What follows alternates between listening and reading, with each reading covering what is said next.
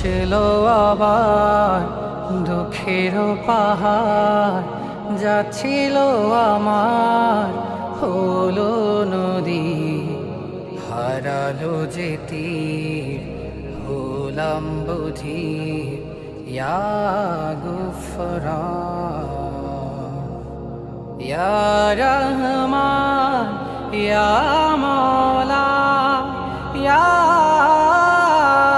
গফফার। কেড়ে নিল সন্তান, নিল আরো স্বজন, সব হারিয়ে এখন ওরাই অন্তর দহ।